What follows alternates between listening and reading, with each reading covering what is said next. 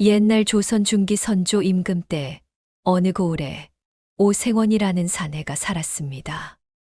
이 양반은 겉으로는 점잖아 보이지만 속은 영 썩어 문드러진 놈이었지요. 키는 보통보다 약간 작은 편이었고 얼굴은 갸름하되 눈빛이 어딘지 음흉하여 여우 같다는 소리를 듣곤 하였답니다. 수염은 제법 근사하게 기르고 있었지만 그 밑에 숨은 입술은 언제나 간사한 미소를 머금고 있었지요. 오생원은 원래 한양에서 소과에 급제한 후 벼슬자리를 얻으려 10년 넘게 애를 썼던 선비였습니다.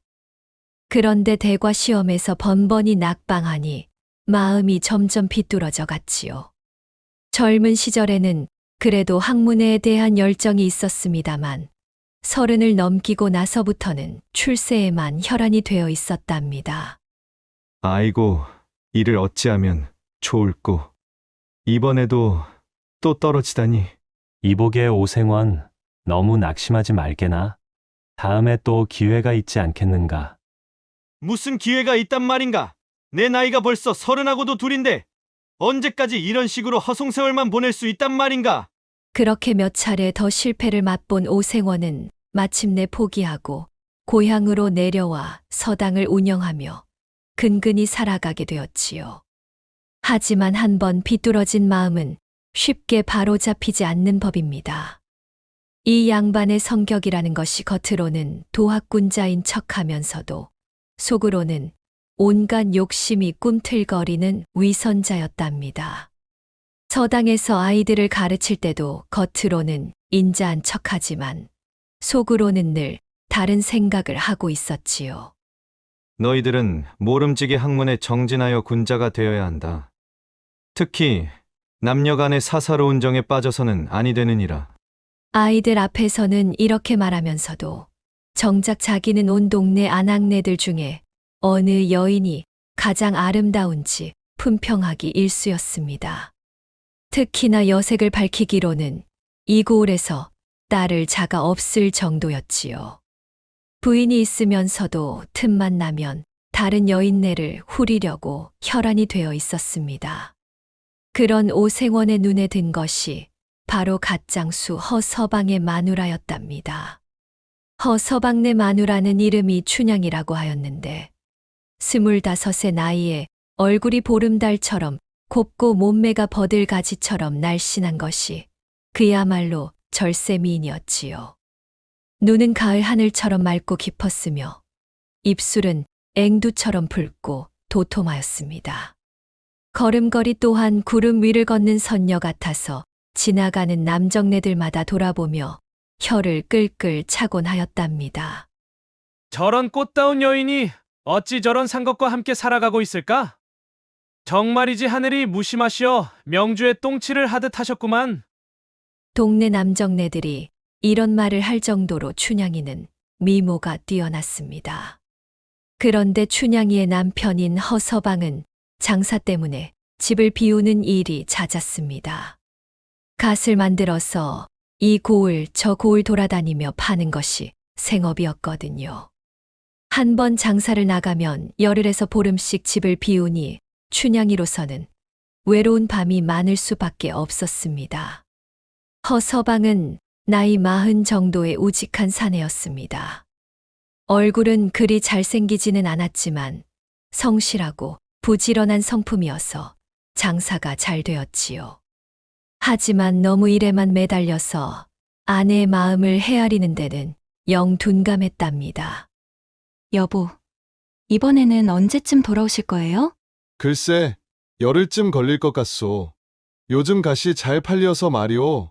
열흘이나 걸린다고요? 너무 오래 가시는 것 아니오? 장사가 잘 될 때 부지런히 해야지. 언제 또 이런 기회가 올지 모르지 않소. 허서방은 아내의 외로움보다는 장사 걱정이 앞섰습니다.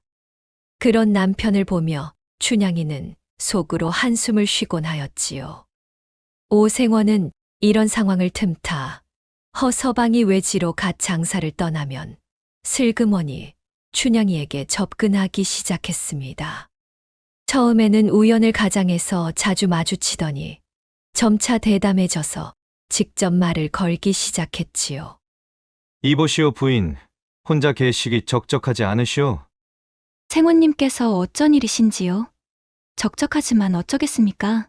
허나밤이 기나긴데 혼자 계시면 무서우실 텐데요. 혹시 글이라도 배우고 싶으시면 제가 가르쳐 드릴 수 있습니다.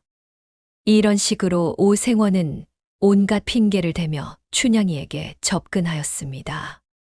처음에는 춘향이도 경계하였지만 오생원의 끈질긴 구애에 점차 마음이 흔들리기 시작하였지요. 춘향이 그대 같은 꽃다운 여인이 어찌 그런 상것과 살아가고 있단 말이오. 나 같은 선비와 함께 한다면 얼마나 좋겠소. 생원님, 그런 말씀 마시어요. 저는 엄연히 허서방의 아내가 아니겠습니까? 허나 그 사내는 돈벌이에만 혈안이 되어 그대의 마음을 제대로 헤아리지 못하지 않소. 그대 같은 여인에게는 시와 글을 읊어주며 마음을 달래줄 선비가 어울리는 법이오. 그래도 저는 임자가 있는 몸인걸요. 아무도 모르게 하면 되지 않겠소? 그대의 외로운 마음을 달래주고 싶을 따름이오. 이런 식으로 오생원은 온갖 감언이설로 춘향이를 꼬드겨 마침내 불륜의 관계를 맺게 되었답니다. 한편 최장수 엄서방이라는 사내도 있었습니다. 이 사내는 30 중반의 나이로 호랍이 신세였지요. 키가 훤칠하고 어깨가 넓어서 보기에는 제법 듬직해 보였습니다. 얼굴도 남성다우면서 인상이 좋아서 여인들의 시선을 끌곤 하였지요.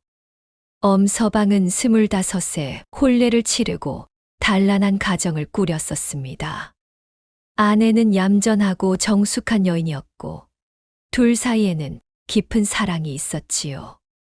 하지만 혼례를 치른 지 3년 만에 아내가 몸살을 앓다가 세상을 떠나고 말았습니다. 여보, 저 먼저 가니 너무 슬퍼하지 마시오. 언젠가는 다시 만날 날이 있을 거예요. 무슨 소리를 하는 거요? 기운을 내시오. 약도 써보고 굿도 해봅시다. 이미 늦었어요. 제 곁에 저승사자가 서 있는 게 보여요. 그렇게 사랑하는 아내를 떠나보낸 엄서방은 그 후로 줄곧 홀로 살아가고 있었습니다. 주변에서 재혼을 권하기도 하였지만 아직은 마음의 준비가 되지 않았다며 거절하고 있었지요. 엄서방은 허서방과 같은 장돌뱅이 동업자로서 서로 친분이 두터웠답니다. 둘은 같은 시장을 돌며 장사를 하니 자연스럽게 가까워진 것이지요. 엄서방, 오늘 장사는 어떻소? 그럭저럭이지요. 서방은 어떠시오? 나도 비슷하오. 요즘 경기가 영 좋지 않아서 말이오. 그러게 말이오. 그래도 우리 같은 사람들은 부지런히 일해서 먹고 살아야지요. 이런 식으로 두 사람은 서로의 처지를 이해하며 우정을 쌓아가고 있었습니다. 허서방이 외지로 장사를 떠날 때면 엄서방도 함께 떠나곤 하였는데 가끔 엄서방 혼자 먼저 돌아오는 경우가 있었습니다. 그럴 때면 엄서방은 허서방네 집에서 하룻밤 신세를 지곤 하였지요. 춘향이도 남편의 동업자이니 마다할 이유가 없었습니다. 엄서방님, 우리 서방이 없어도 편히 쉬다 가시오. 고맙소 형수. 늘 폐를 끼치는 것 같아 미안한 마음이오. 무슨 말씀이시오. 우리 서방과 호영호재하는 분인데 당연하지요. 엄서방은 성격이 소탈하고 예의 바른 사람이어서 춘향이도 편하게 대할 수 있었습니다. 오생원의 부인 박씨는 40이 넘은 나이에 시어머니를 정성껏 모시며 살림을 꾸려가는 현모양처였습니다. 얼굴은 젊은 시절만큼 아름답지는 않았지만 아직도 품위 있는 모습을 유지하고 있었지요.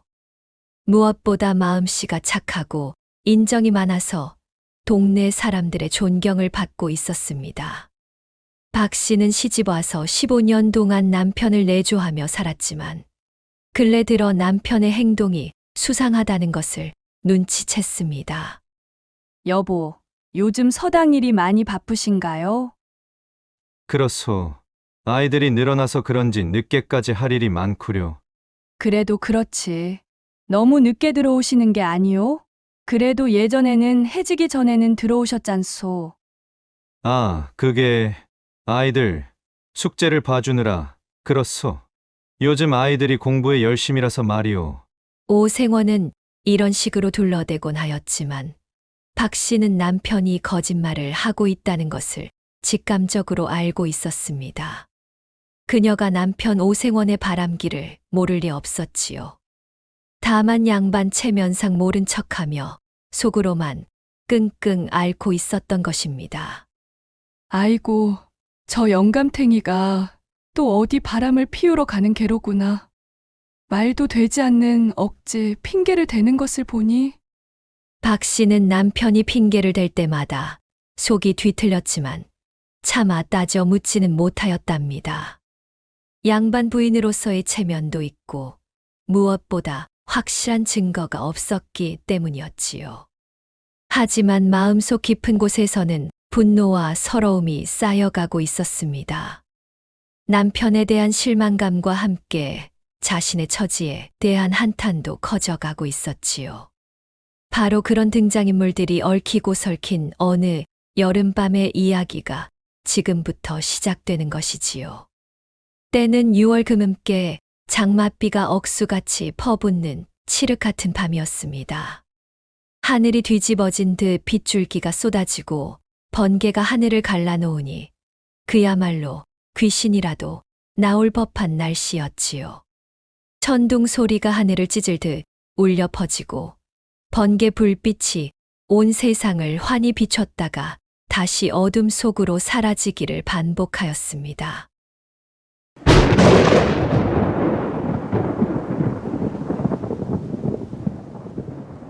이런 천둥 번개 소리에 집 안의 개들도 무서워서 꼬리를 말고 구석에 숨어 있었고 닭들도 횃대에서 덜덜 떨고 있었지요. 오생원은 이런 날씨에도 불구하고 마음이 들떠 있었습니다.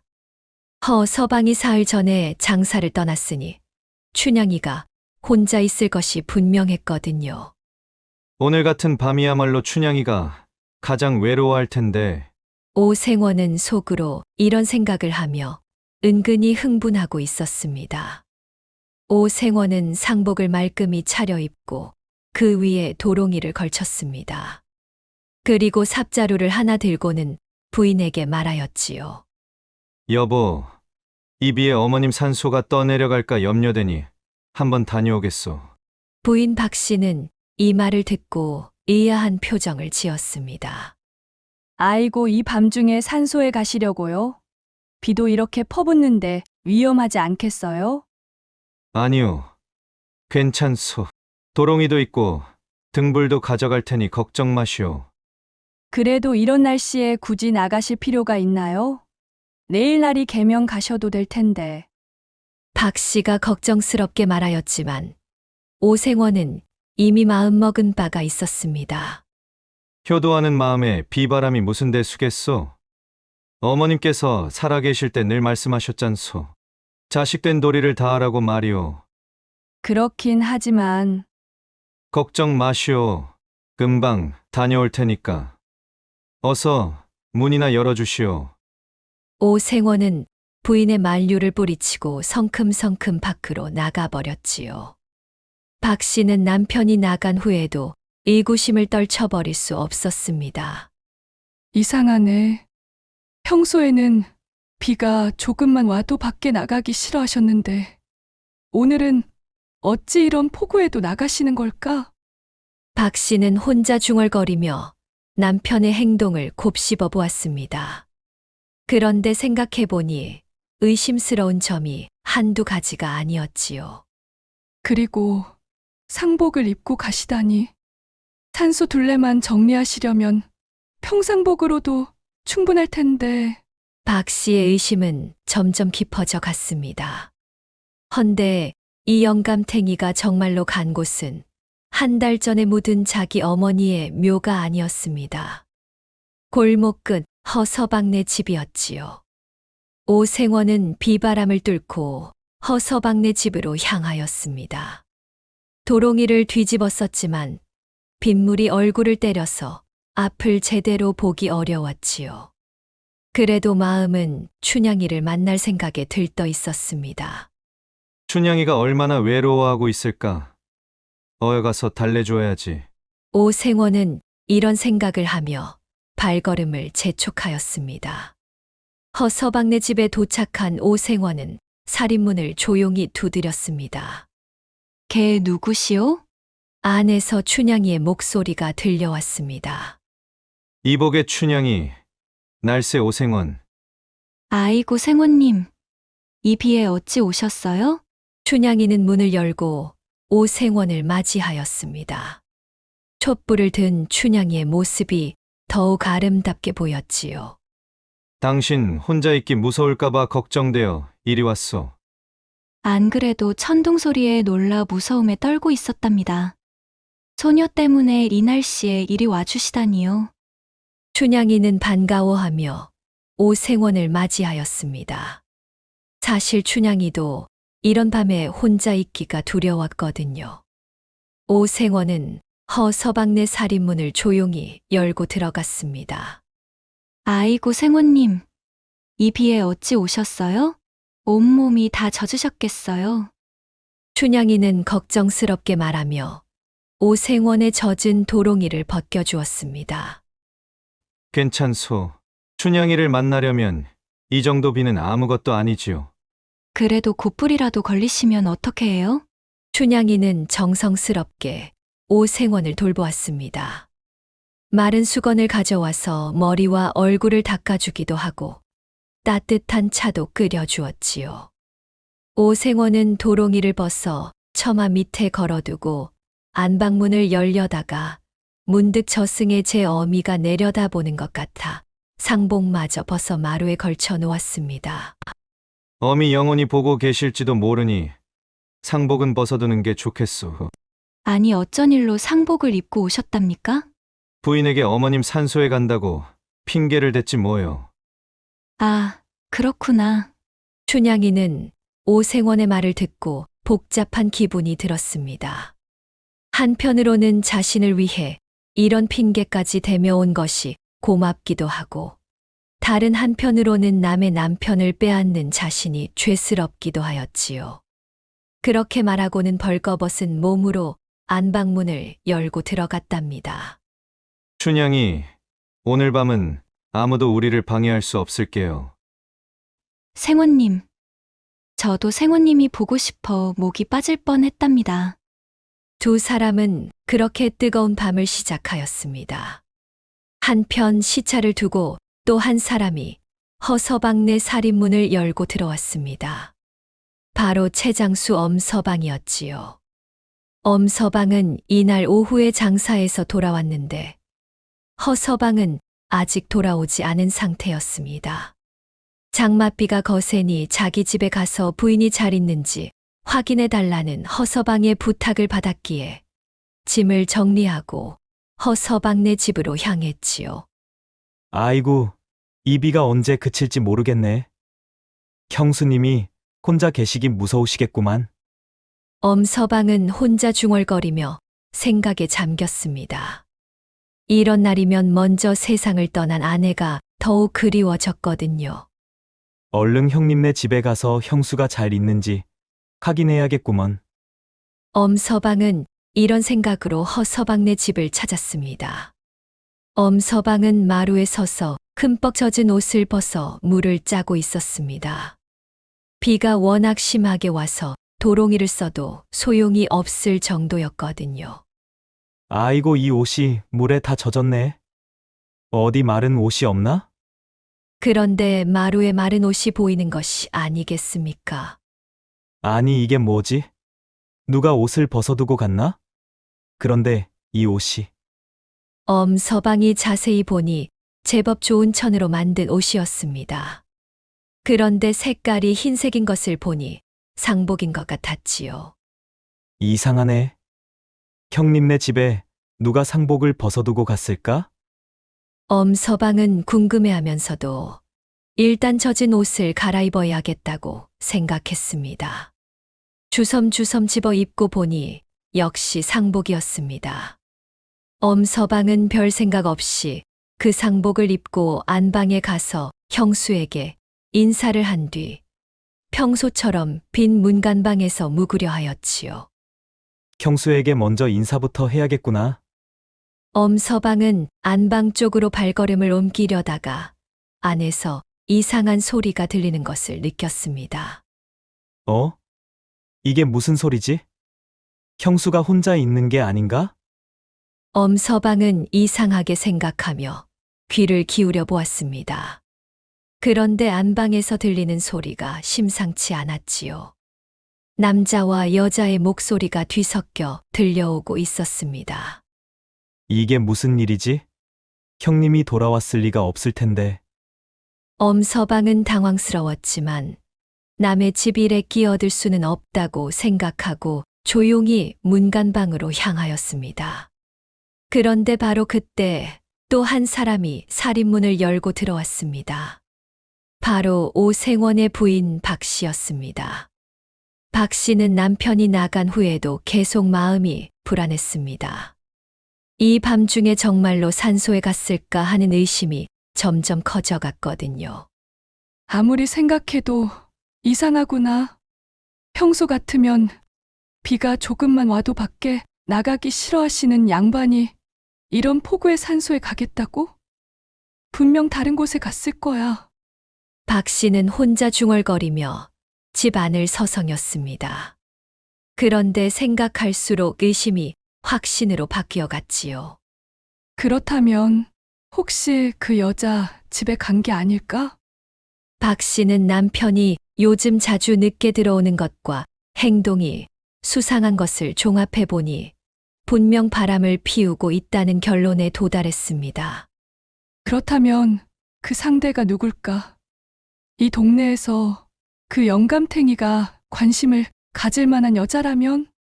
박 씨는 동네의 젊은 여인들을 하나씩 떠올려 보았습니다. 그러다가 문득 허서방네 마누라 춘향이가 떠올랐지요. 그래, 분명 그 여자일 거야. 허서방이 자주 장사를 떠나니까 기회도 많고. 박 씨는 아무리 생각해도 제 남편이 이 밤중, 이 우중에 산속 10리 길을 혼자 갈 위인이 아니라는 생각이 들었던 것입니다. 분명 그년 집에 갔을 거라 짐작하고 눈에 불을 켜고 달려온 것이지요. 이번에야말로 그 영감탱이가 계집질을 하는 것을 붙잡아 버르장머리를 고쳐놔야겠다. 박 씨는 화가 머리끝까지 나서 외투를 걸치고 집을 나섰습니다. 비가 억수같이 쏟아졌지만 남편을 붙잡겠다는 일념으로 허서방네 집으로 향했지요. 박 씨는 분노에 차서 빗속을 헤치며 걸었습니다. 온몸이 비에 젖었지만 그런 것은 신경 쓸 겨를이 없었지요. 허서방네 집에 도착한 박 씨는 조심스럽게 살인문을 열고 안으로 들어왔습니다. 그런데 마침 문간방 앞에 상복을 입은 사내가 서 있는 것을 보았지요.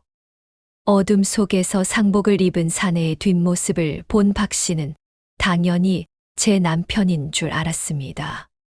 상복을 입고 나갔으니까 당연히 같은 옷을 입고 있는 사람이 남편일 거라고 생각한 것이지요. 아하, 역시 여기 있었구나. 박 씨의 마음속에는 분노가 활활 타올랐습니다. 예상한 대로 남편이 바람을 피우고 있었던 것이지요. 박 씨는 다짜고짜 상복을 입은 엄서방의 옷자락을 잡아당기며 목소리를 높였습니다.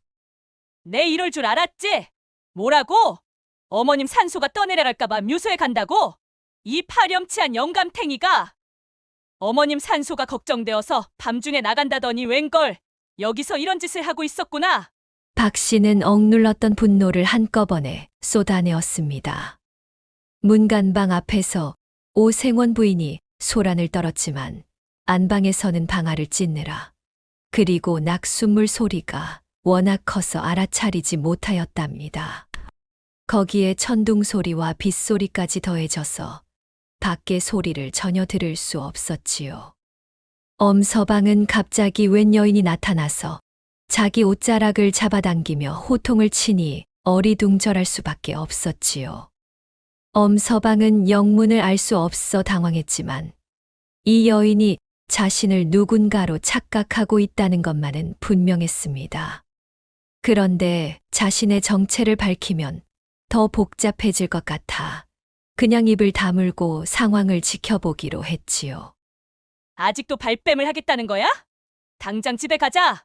박 씨는 엄서방의 팔을 잡아 끌고 자기 집으로 향하였습니다.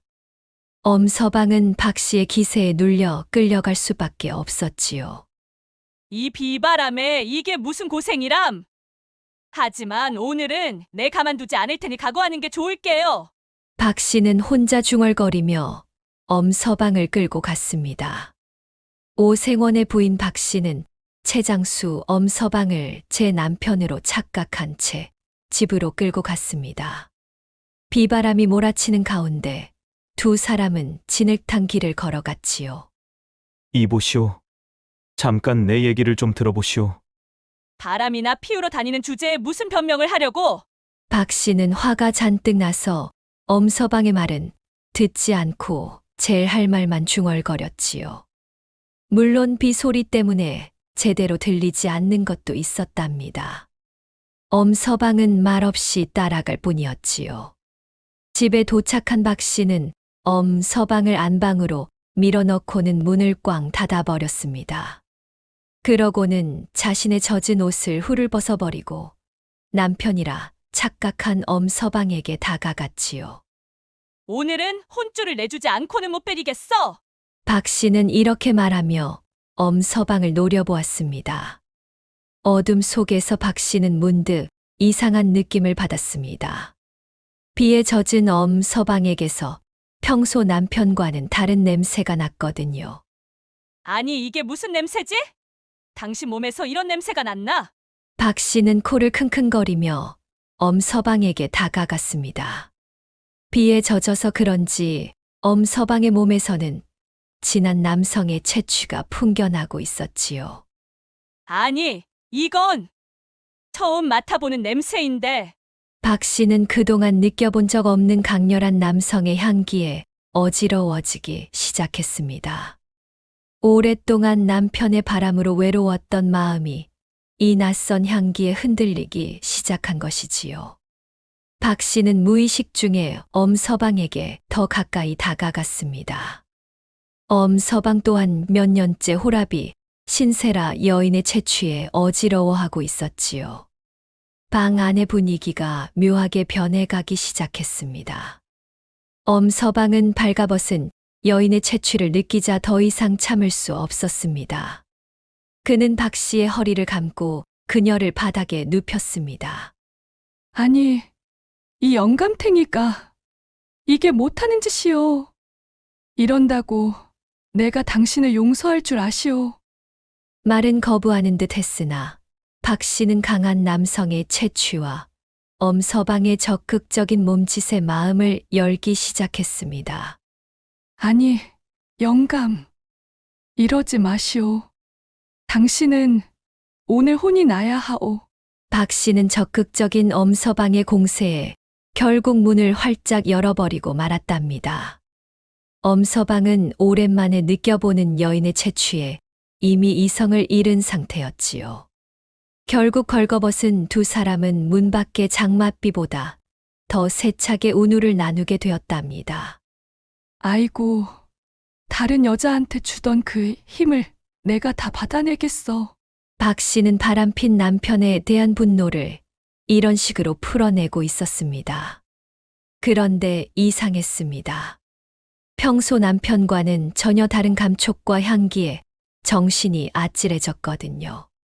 박 씨는 처음 경험하는 강렬함에 온몸이 떨렸습니다. 엄서방은 말없이 오랜 호랍이 생활로 목말랐던 여인의 온기에 흠뻑 빠져들었습니다. 두 사람은 그렇게 한밤중에 뜨거운 사랑을 나누었지요. 천둥번개가 치는 가운데서도 그들의 열정은 식을 줄 몰랐습니다. 박 씨는 이 낯선 감촉과 향기에 완전히 빠져들고 있었습니다. 엄서방은 뜻밖의 횡재에 정신없이 사랑을 나누었지요.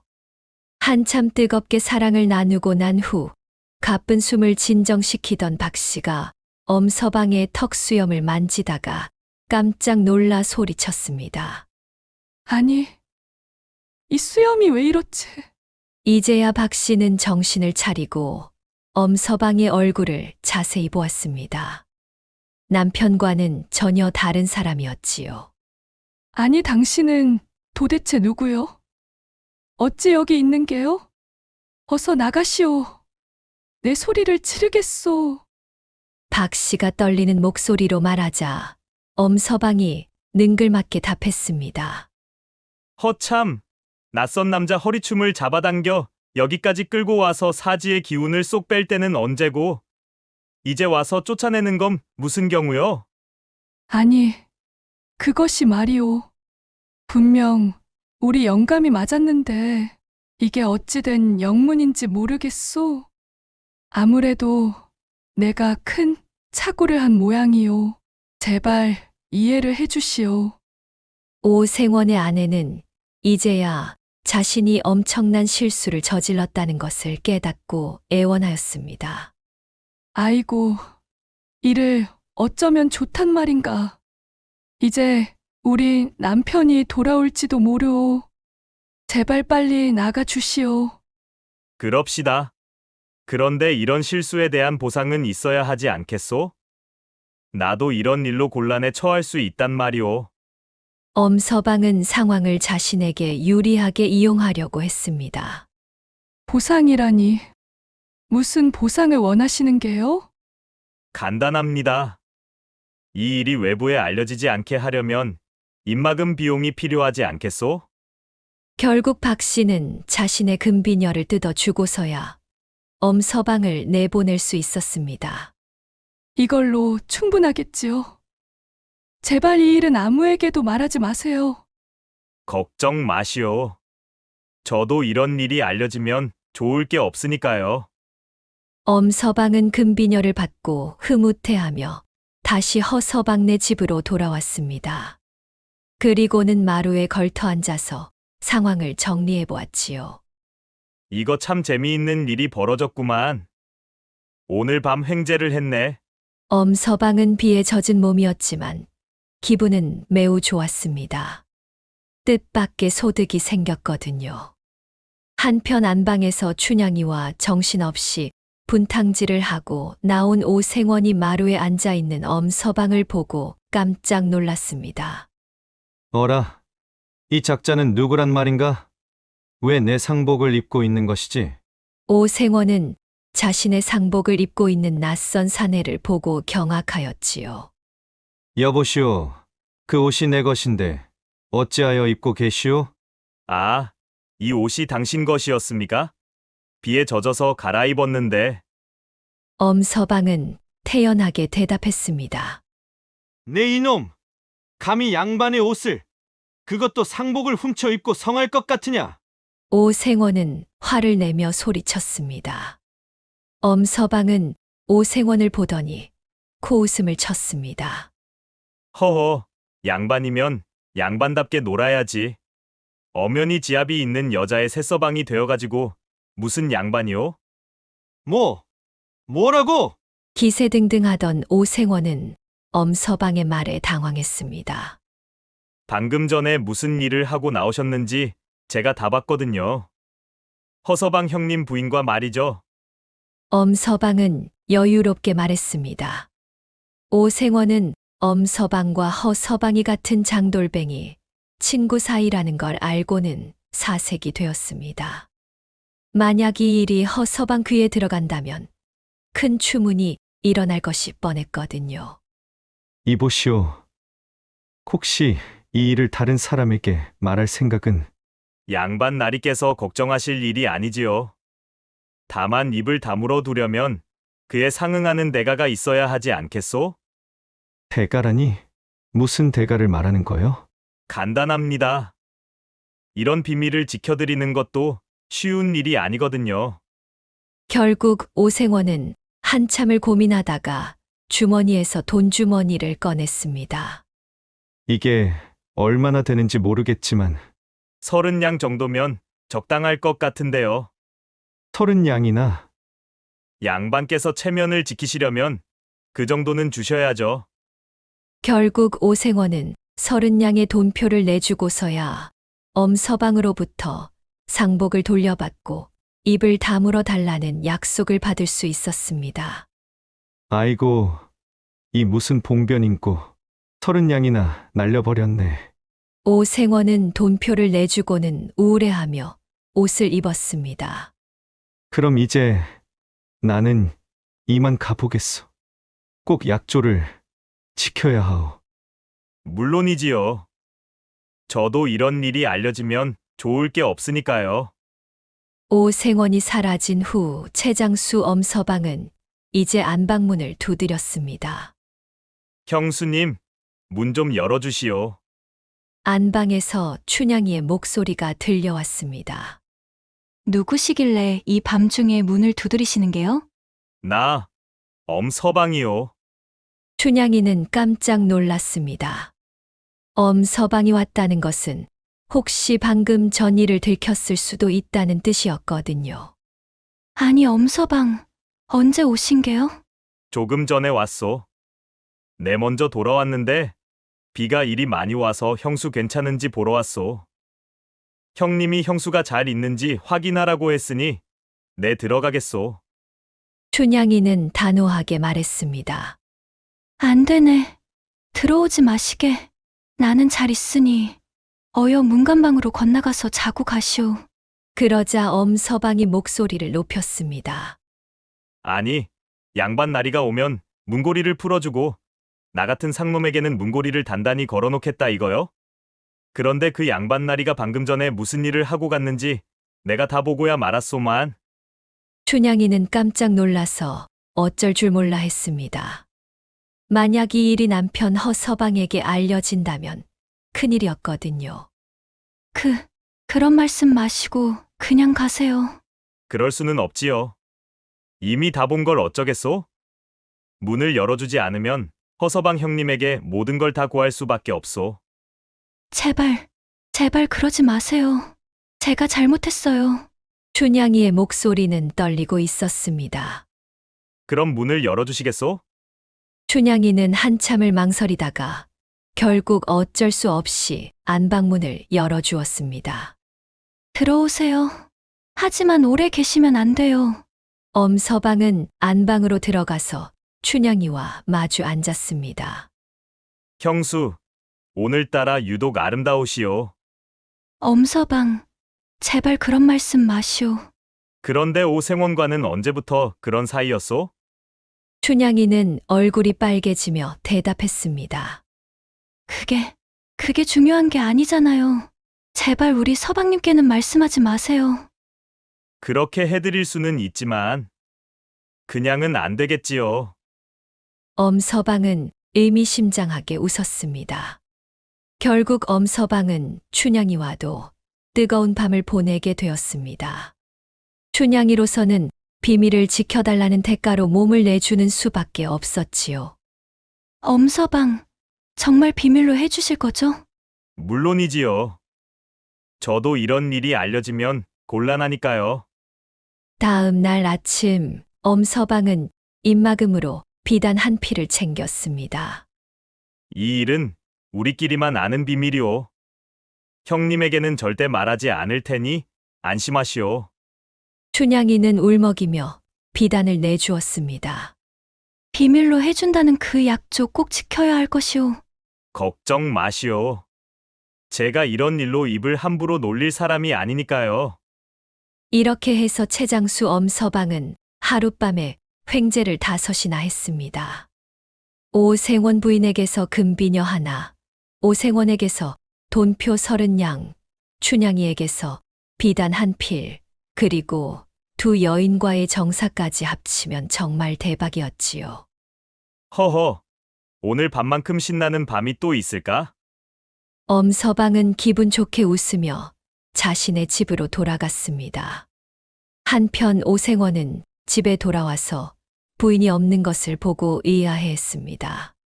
아니, 이 사람이 이 밤중에 어딜 간 게지? 잠시 후 박 씨가 돌아왔는데 얼굴이 상기되어 있고 머리가 약간 흐트러져 있었습니다. 임자, 이 밤중에 어디를 다녀왔소? 아무데도 안 갔어요. 그냥 잠이 오질 않아 바람 쐬러 잠깐 나갔다 왔소. 박 씨는 당황하며 얼버무렸습니다. 설마 남편에게 다른 남자와 밤을 보내고 뒷물을 하고 왔다고 말할 수는 없었지요. 바람을 쐬러? 이 비바람에. 오생원도 의아한 표정을 지었습니다. 네, 답답해서요. 그런데 당신은 정말 어머님 산소에 다녀오신 게요? 박 씨도 남편을 의심스럽게 바라보았습니다. 당연한 것을 묻소. 산소 둘레를 정리하고 왔다오. 부부는 서로 이상한 낌새를 느꼈지만 차마 따져 묻지는 못했습니다. 각자 뒤가 구린 일이 있었으니까요. 그런데 당신 옷이 왜 이렇게 젖었어요? 도롱이를 입고 가셨잖아요. 산소에서 일하다 보니 어쩔 수 없이 젖었소. 그렇군요. 두 사람은 서로를 의심하면서도 자신의 비밀이 들킬까봐 더 깊이 파고들지는 못했지요. 다음 날 허서방이 장사에서 돌아왔습니다. 임자, 내가 없는 동안 별일 없었소? 허서방은 짐을 풀며 아내에게 물었습니다. 별일요? 무슨 별일이 있겠어요? 춘향이는 애써 태연한 척했지만 마음은 조마조마했습니다. 그런데 엄서방이 다녀갔나 보네. 문간방에 흔적이 있구만. 아, 네. 당신이 부탁했다면서 제 안부를 묻고 건너방에서 자고 갔지요. 춘향이는 가슴이 철렁했지만 최대한 자연스럽게 대답했습니다. 그래? 그럼 됐고, 엄서방 그 친구 참 좋은 사람이야. 장사하고 돌아와서 힘들었을 텐데, 내 부탁 때문에 그 비에 우리 집에 들러주었구먼. 허서방은 아무것도 모르고 있었지요. 그런데 임자, 마루에 물자국이 있구먼. 누가 젖은 옷을 벗어둔 모양이야. 아, 그게 엄서방이 비에 홀딱 젖어서 옷을 갈아입었지 뭐요. 그렇구먼. 고생 많았겠어. 내 나중에 술이라도 한 잔 사야겠구만. 허서방은 의심 없이 넘어갔습니다. 그 후로도 엄서방은 가끔씩 오생원을 만나면 빙긋이 웃어주었고 춘향이를 만나면 의미심장한 눈길을 보냈습니다. 오생원 부인과 마주치면 살짝 윙크를 해주기도 했지요. 안녕하세요, 오생원님. 요즘 서당 일은 어떠세요? 아, 엄서방 아니시오. 그럭저럭 지내고 있소. 그나저나 요즘 비가 자주 오네요. 특히 밤에 내리는 비는 참 운치가 있다고 생각해요. 엄서방이 의미심장하게 말하자 오생원은 얼굴이 빨개졌습니다. 그렇지요. 비는 언제나 운치가 있는 법이지요. 맞습니다.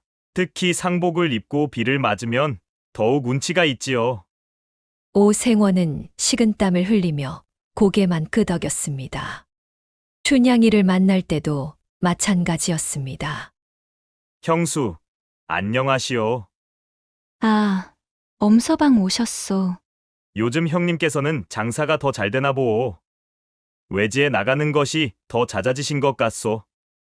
네, 다행히 장사가 잘 되고 있어요. 그럼 형수께서는 혼자 계시는 시간이 많으시겠소? 외롭지는 않으시오? 춘향이는 얼굴이 빨개지며 고개를 숙였습니다. 그런 건 아니에요. 만약 외로우시면 언제든지 말씀하세요. 제가 상대해 드릴 수 있으니까요. 엄서방의 말에 춘향이는 더욱 당황했습니다. 오생원 부인과 마주칠 때는 더욱 대담했습니다. 부인, 안녕하십니까? 아니, 엄서방 아니신가요? 그간 강령하셨습니까? 요즘 오생원 나리께서는 어떠신가요? 밤에 자주 외출을 하시는 것 같던데요.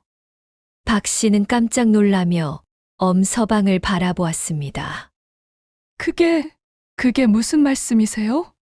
아, 그냥 지나가다가 뵙곤 했거든요. 특히 비 오는 밤에는 더욱 자주 뵈었지요. 박 씨는 할 말을 잃었습니다.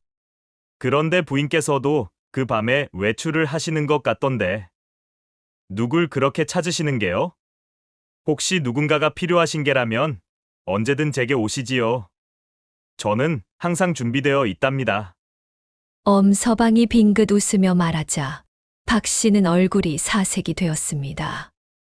허허, 이 동네에서는 나밖에 모르는 비밀이 참 많구먼. 엄서방은 그날 밤의 일을 평생 잊지 못했습니다.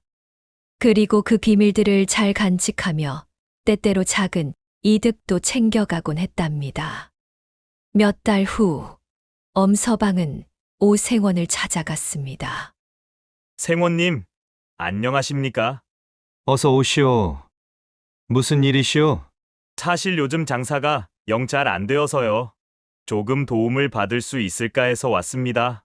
도움이라니 무슨 도움을 말하는 거요? 그냥 작은 돈이라도 빌려주시면 감사하겠습니다. 물론 갚겠습니다. 오생원은 엄서방의 의도를 알 수 있었습니다. 얼마나 필요하시오? 열량 정도면 될 것 같은데요. 결국 오생원은 열량을 빌려주었습니다. 물론 갚을 생각 같은 건 엄서방에게 없었지요. 이런 식으로 엄서방은 계속해서 작은 이득을 챙겨 나갔습니다. 처음에는 작은 돈이나 물건으로 만족했던 엄서방이지만 그날 밤 두 여인과 나눈 운우의 맛에 완전히 취해버렸습니다. 특히 박 씨와 춘향이 각기 다른 매력을 가지고 있어서 더욱 탐이 났지요. 몇 주가 지난 어느 날, 엄서방은 박 씨를 찾아갔습니다. 부인, 그간 잘 계셨는지요? 아니, 엄서방 아니신가요? 무슨 일이신지요? 박 씨는 엄서방을 보면 그날 밤의 일이 떠올라 불편했습니다. 내 고민이 있어 부인을 찾아왔소. 어떤 고민이길래 나를 찾아오셨다는 게요? 그날 밤 일이 도저히 머리에서 지워지지 않소. 그것 때문에 잠을 이룰 수가 없구려. 엄서방이 대놓고 말하자 박 씨는 깜짝 놀랐습니다. 그런 말씀 마세요. 부인의 그 뜨거운 몸을 다시 한번 느껴보고 싶소. 안 됩니다. 그날은 실수였어요. 하지만 엄서방은 포기하지 않았습니다. 결국 박 씨는 비밀이 탄로날까봐 어쩔 수 없이 엄서방의 요구에 응해야 했지요. 춘향이도 마찬가지였습니다. 형수, 그날 밤 일이 자꾸 생각나오. 나도 이러고 싶지 않소만 어쩌겠소. 내 몸이 자꾸 형수를 찾는 것을. 엄서방, 제발 그런 말씀 마시게. 어찌하려고 자꾸 이런단 말인가. 이러다 큰일이 벌어질까 두렵네. 나만 입 다물고 있으면 괜찮지 않겠소. 내가 원래 입이 무거운 사람인데 요새 자꾸 입이 근질거려서 말이오. 제발, 이제 그만하시게. 처음 약조한 대로 그 입을 다물어 주시게. 하지만 엄서방은 비밀을 빌미로 춘향이를 계속 협박했습니다. 춘향이 또한 어쩔 수 없이 응할 수밖에 없었지요. 이런 식으로 엄서방은 한 달에 두세 번씩 박 씨와 춘향이를 찾아가 억지로 운우를 나누었습니다. 처음에는 그들도 어쩔 수 없이 응했지만 시간이 지나면서 분노가 쌓여갔지요. 이 짐승 같은 놈이 언제까지 이럴 셈인가? 박 씨는 엄서방이 올 때마다 치를 떨었습니다. 차라리 남편에게 모든 걸 털어놓는 게 낫지 않을까. 춘향이도 엄서방의 횡포에 지쳐갔습니다. 오생원 또한 마찬가지였습니다. 계속해서 돈을 뜯기고 있었거든요. 저 놈이 언제까지 이렇게 괴롭힐 텐가? 세 사람 모두 엄서방에 대한 분노가 점점 커져갔지만 비밀을 쥐고 있는 그를 어쩔 수 없었습니다. 그런 상황이 몇 달 계속되자 엄서방은 점점 자만해졌습니다. 하하, 사는 것이 이렇게 쉽고 즐거울 줄이야. 모든 것이 내 손 안에 있구나. 엄서방은 자신이 이 동네에 숨은 권력자라도 된 양 거만하게 굴었습니다. 경계심도 많이 떨어졌지요. 그러던 어느 날 허서방이 엄서방을 찾아왔습니다. 엄서방, 좋은 소식이 있어. 무슨 소식이요? 저 남쪽 장터에 큰 장이 선다고 하네. 우리 함께 가서 장사해보지 않겠나? 허서방의 제안에 엄서방은 잠시 고민했습니다. 사실 요즘 박씨와 춘향이 때문에 정신이 없어서 장사는 뒷전이었거든요. 글쎄요. 요새 몸이 좀 안 좋아서. 몸이 안 좋다고? 어디가 아픈 겐가? 배가 자꾸 아프고 기운이 없어서 말이요. 엄서방은 거짓말을 했습니다. 사실은 허서방이 없는 사이에 춘향이와 시간을 보내고 싶었거든요. 그럼 어쩔 수 없지? 혼자 가봐야겠네. 미안하오. 다음에는 꼭 함께 갑시다. 그래, 몸조리 잘하게. 내 돌아올 때 기운을 돋구는 약이라도 한 첩 지어오겠네. 그래 주시겠소? 고맙소 형님. 허서방은 실망스러워했지만 이해해 주었습니다. 이틀 후 허서방은 짐을 꾸려서 남쪽으로 떠났습니다. 엄서방은 멀어져 가는 허서방의 뒷모습을 보며 음흉하게 웃었지요. 이제 마음껏 즐길 수 있겠군. 허서방이 떠난 당일 저녁, 엄서방은 춘향이를 찾아갔습니다. 형수, 오늘은 아주 좋은 날이군요. 무슨 말씀이세요? 형님이 멀리 떠났으니 우리가 실컷 즐길 수 있지 않겠소? 엄서방은 대놓고 춘향이를 탐욕스럽게 바라보았습니다. 안 됩니다. 오늘은 정말 안 돼요. 무엇이 안 된단 말이오? 형님도 없는데. 그래도 너무 자주. 춘향이는 이미 엄서방의 횡포에 지쳐 있었습니다. 자주라니요? 이런 기회가 어디 흔하단 말이오. 엄서방은 춘향이의 손목을 잡아당겼습니다. 놓아주세요. 안 됩니다. 오늘은 아주 오랫동안 즐겨보겠소. 엄서방은 춘향이를 억지로 안방으로 끌고 들어갔습니다. 제발 그만해주세요. 춘향이는 눈물을 흘리며 애원했지만 엄서방은 들으려 하지 않았습니다. 걱정 마시오. 형님은 며칠 동안 돌아오지 않을 테니. 엄서방은 춘향이를 침대에 눕히고 억지로 옷을 벗겼습니다. 아이고, 내 팔자가 어쩌다 일이 되었는가. 춘향이는 체념한 채로 엄서방의 횡포를 당해야 했습니다. 허허, 오늘도 역시 아름다우시오. 빨리 끝내주세요.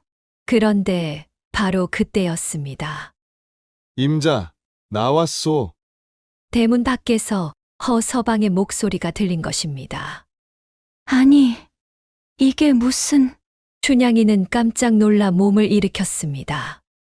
아니, 형님이 왜 벌써... 엄서방도 당황했습니다. 분명 며칠 동안 가 있을 예정이었는데 말이지요. 사실 허서방은 길을 떠나다가 수레바퀴가 부러져서 하루를 지체했고 그 사이에 남쪽 장터에 전염병이 돈다는 소식을 들었습니다. 그래서 급히 발길을 돌려 집으로 돌아온 것이었지요. 임자, 집에 있소? 허서방의 목소리가 점점 가까워졌습니다. 어떻게 하지? 이걸 어찌해야 한단 말이오. 춘향이는 당황해서 어쩔 줄 몰랐습니다. 우선 진정하시오. 내가 저 창으로 나가겠소. 엄서방이 말하는 사이에 허서방이 안방문을 열었습니다. 임자, 내가 일찍. 허서방이 안방문을 열었을 때 그 눈앞에는 믿을 수 없는 광경이 펼쳐져 있었습니다. 이게 무슨 일이냐? 엄서방과 춘향이가 벌거벗은 제 침대에 엉켜 있었던 것입니다. 허서방은 한동안 말을 잇지 못했습니다. 눈앞의 상황이 믿겨지지 않았거든요. 특히 자신이 친동생처럼 믿고 의지했던 엄서방이 자신의 아내와 이런 짓을 하고 있다니. 여보. 춘향이는 급히 이불로 몸을 가리며 떨리는 목소리로 말했습니다. 엄서방! 네, 이놈! 허서방의 목소리는 분노로 떨리고 있었습니다. 형님, 잠깐만. 이건 오해요. 내가 다 설명하겠소. 엄서방이 급히 옷을 주워 입으며 변명했습니다. 오해! 내가 지금 이렇게 눈 뜨고 보고 있는 것을 어찌 오해라고 하느냐? 이 쳐죽일 연놈들이 내가 없는 사이에 이러고들 있었구나. 여보, 그것은 오해요. 사실은 이 사람이 엄서방이 저를 겁탈했단 말이오. 춘향이는 재빨리 거짓말을 했습니다. 몇 달 동안 계속된 일이라고 말할 수는 없었거든요. 겁탈이라고? 허서방의 분노가 더욱 폭발했습니다. 그게 무슨 소리요? 형님, 형수가 거짓말을 하고 있는 게요. 실은 우리가 엄서방이 진실을 말하려 했지만 춘향이가 가로막았습니다. 거짓말이에요. 이 사람이 계속 저를 협박해서 억지로. 춘향이는 일부는 진실이고 일부는 거짓인 말을 했습니다. 엄서방! 내 이놈이! 허서방은 더 이상 참을 수 없었습니다. 형님, 정말 오해요. 실은 형수가 먼저. 닥쳐! 이 개만도 못한 놈이! 허서방은 엄서방을 붙잡아 주먹으로 때리기 시작했습니다. 내 친동생처럼 믿었건만 이런 짓을 벌이다니! 허서방은 주먹으로 발로 엄서방을 마구 때렸습니다. 평소 온순했던 허서방이었지만 이때만큼은 분노로 미쳐 있었지요. 아이고, 제발 그만. 내 말 좀 들어보소. 무슨 말을 더 들으라는 거냐? 허서방은 근처에 있던 몽둥이까지 들고 엄서방을 때렸습니다. 아이고, 제발 그만하시오. 이러다 죽겠소. 내 아내를 겁탈하고도 변명을 하다니! 여보, 그만해요. 사람 죽이겠어요. 춘향이가 말렸지만 허서방은 들으려 하지 않았습니다. 특히 머리를 크게 몇 대 맞은 엄서방은 점점 의식이 흐려졌습니다. 마침내 엄서방은 의식을 잃고 쓰러졌습니다. 한참 후에 깨어난 엄서방은 이상해져 있었습니다. 머리를 잘못 맞아서 정신이 나가버린 것이지요. 헤헤헤. 여기가 어디지? 엄서방은 정신이 나간 사람처럼 헤헤거리며 주위를 둘러보았습니다. 나는 누구고 여기는 어디냐? 하하. 이 놈이 정신이 나갔구나! 이런 짓을 벌이다니! 허서방도 엄서방의 이상한 모습을 보고 놀랐습니다. 어서 썩 내 집에서 나가거라! 그리고 다시는 이 동네에 얼씬도 하지 말거라! 이런 짓을 벌이다니! 허서방이 호통을 치자 바보가 된 엄서방은 비틀거리며 집 밖으로 나갔습니다. 그 뒤로 바보가 된 엄서방은 동네를 떠돌며 구걸하는 삶을 살게 되었습니다. 정신이 나간 탓에 예전 기억들이 뒤섞여서 혼잣말로 중얼거리곤 했지요. 헤헤헤. 비 오는 날이었어. 금비녀를 받았는데 상복 입은 양반이 있었지. 30냥이나 줬어. 크크크. 춘향이, 박씨, 안방에서 끙차. 좋았는데. 동네 사람들은 바보가 된 엄서방을 보며 수근거렸습니다. 저 불쌍한 사람 봐라. 정신이 완전히 나갔네. 허서방이 너무 심하게 때린 것 아닌가? 그래도 남의 아내를 겁탈했으니 그럴만하지. 저 바보 또 무슨 헛소리를 하고 있네. 정신 나간 사람 말을 누가 믿겠어? 하지만 당사자인 오생원과 춘향이 박 씨는 그 이야기를 들을 때마다 마음을 졸였습니다. 상복 입고 미 오는 날 붕가붕가 30냥 크크크. 오생원은 이런 소리를 들을 때마다 식은땀을 흘렸습니다. 여보, 저 바보가 또 이상한 소리를 하고 있어. 박 씨는 엄서방이 지나갈 때마다 가슴이 철렁했습니다. 그냥 미친 소리니까 신경 쓰지 마시오. 오생원도 애써 태연한 척했지만 속으로는 불안했습니다. 춘향이 안방에서 끙차 크크크. 엄서방이 이런 소리를 할 때마다 춘향이는 얼굴이 새파래졌습니다. 여보, 저 바보가 자꾸 이상한 소리를 해요. 미친놈이 하는 헛소리 따위 신경 쓰지 말게. 허서방은 대수롭지 않게 넘겼지만 춘향이는 마음이 편할 날이 없었습니다. 그렇게 오생원과 춘향이 박 씨는 바보가 된 엄서방의 혼잣말에 평생 불안에 떨며 살아야 했답니다. 엄서방의 중얼거림은 그들에게 평생의 고문이 되었지요. 자, 이렇게 해서 장맛비가 내리던 그 밤의 해프닝이 끝이 났습니다. 참으로 기가 막히고 코가 막힐 일이 아닐 수 없지요. 결국 이 모든 소동 속에서 유일하게 이득을 본 것은 엄서방뿐이었습니다. 우연히 남의 비밀을 알게 되어 금비녀와 돈과 비단, 그리고 두 여인과의 인연까지 얻었으니 말입니다. 하지만 여기서 우리가 되새겨야 할 깊은 뜻이 있답니다. 오생원은 자신이 영리하다고 생각했지만 결국 바람을 피우다가 돈만 잃고 말았습니다. 거짓말과 불륜은 언젠가 대가를 치르게 마련이라는 것을 보여주지요. 박 씨는 남편을 의심하고 질투하다가 엉뚱한 일에 휘말렸습니다. 의심과 분노는 때로 예상치 못한 결과를 가져온다는 교훈을 줍니다. 춘향이는 외로움을 달래려다가 더 큰 비밀의 짐을 지게 되었고 결국 끔찍한 일을 당하게 되었지요.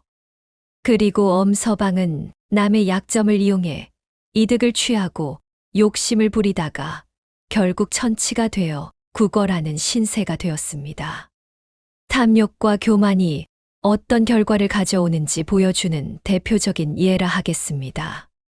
그런 가운데 허서방만은 아무것도 모른 채 묵묵히 자신의 본분을 지키며 살아가고 있었습니다. 어쩌면 그가 이 이야기에서 가장 현명한 사람일지도 모릅니다. 진정한 지혜는 화려한 꾀에 있는 것이 아니라 정직하고 성실하게 자신의 자리를 지키는 데 있다는 것을 허서방의 모습이 잘 보여주고 있답니다. 때로는 우리도 욕심과 의심, 그리고 순간의 유혹에 빠질 수 있습니다. 하지만 중요한 것은 그런 일들이 결국 헛된 것임을 깨닫는 것이지요. 거짓과 속임수로는 진정한 행복을 얻을 수 없으며 남의 약점을 이용한 이득도 오래가지 못한다는 것을 이 이야기가 잘 보여주고 있습니다. 무엇보다 탐욕에 눈이 멀어 분수를 모르고 설치다가는 엄서방처럼 비참한 결말을 맞을 수 있다는 것을 잊지 말아야 하겠습니다. 결국 가장 평범해 보이는 삶이 가장 지혜로운 삶일 수 있다는 것, 그것이 이 해프닝이 주는 진정한 가르침이 아닐까 합니다.